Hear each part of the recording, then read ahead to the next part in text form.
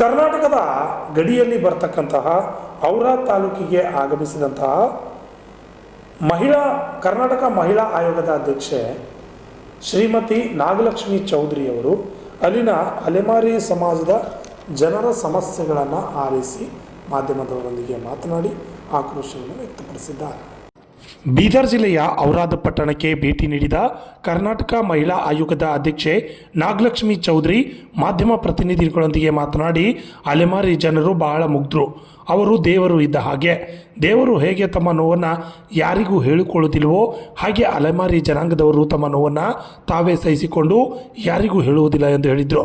ಅಧ್ಯಕ್ಷರು, ಮುಖಂಡರು ಹಾಗೂ ಅವರ ನೆರವಿಗೆ ಧಾವಿಸುವಂತೆ ಕರೆ ನೀಡಿದರು. ನಂತರ ಔರಾದ್ ಸರ್ಕಾರಿ ಆಸ್ಪತ್ರೆಗೆ ಭೇಟಿ ನೀಡಿದ ಅಧ್ಯಕ್ಷರು ಆಸ್ಪತ್ರೆಯ ಆಡಳಿತ ವ್ಯವಸ್ಥೆಯನ್ನು ಕಂಡು ಪ್ರಶಂಸೆ ವ್ಯಕ್ತಪಡಿಸಿ ಆಸ್ಪತ್ರೆಯಲ್ಲಿ ಕಂಡುಬಂದ ಕೆಲವು ಸಣ್ಣ ಪುಟ್ಟ ದೋಷಗಳನ್ನು ಕೂಡಲೇ ಸರಿಪಡಿಸಿಕೊಳ್ಳುವಂತೆ ತಿಳಿಸಿದರು.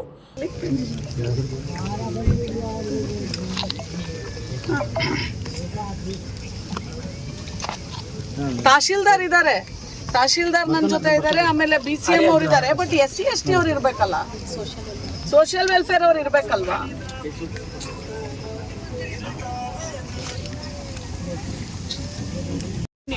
ಇಂದ 8 ವರ್ಷ ನೀವು ಇಲ್ಲಿವರೆಗೂ ಅವ್ರಿಗೆ ಅಲಾಟ್ ಮಾಡದೆ ಕೊಡೋದು, ಕಿತ್ಕೊಳ್ಳೋದು, ನೀವು ಯಾಕೆ ಮಾಡ್ತಾ ಇದ್ದೀರಾ ಹಿಂಗೆ?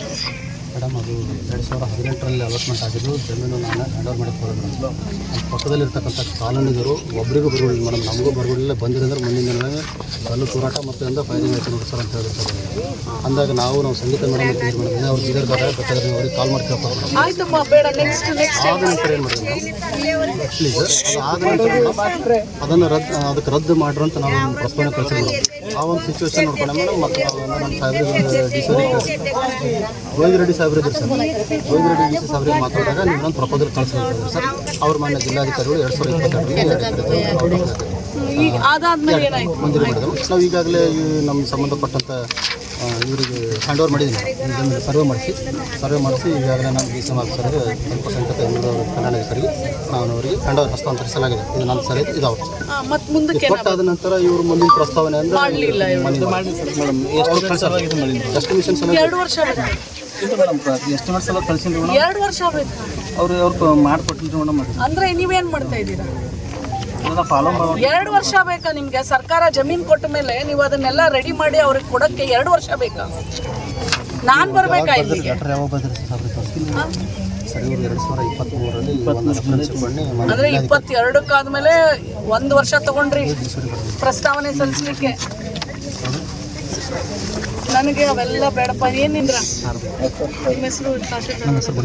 ಮಲಿಶೆಟ್ಟಿ ಅವರೇ, ರವೀಂದ್ರ ಅವರೇ, ಎಷ್ಟು ದಿನ ಬೇಕು ಅವರಿಗೆ? ಎಸ್ಟಿಮೇಟ್ ಕಾಪಿ ಇದು ನಾನು ಎಸ್ಟಿಮೇಟ್ ತೊಗೊಂಡು ನಾನು ಬರ್ತೀನಿ ಮೇಡಮ್.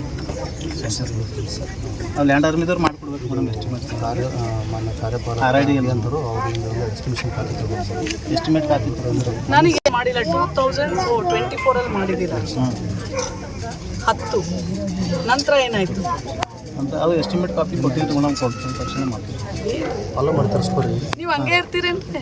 ಇಲ್ಲ ತಲೆ ಮೇಲೆ ಚತ್ತಿಲ್ಲ ಅಂದ್ರೆ ನೀವು ಹಂಗೆ ಇರ್ತೀರಿ? ಇಲ್ಲ, ಫಾಲೋ ಮಾಡ್ತೀನಿ ಮೇಡಮ್. ನಿಮ್ಮ ಮಕ್ಕಳು ಹಿಂಗೆ ಇರ್ತಾರ? ಮತ್ತೆ ಯಾಕೆ ಪಾಪ ಅವ್ರು ಯಾಕೆ ಇರ್ಬೇಕು?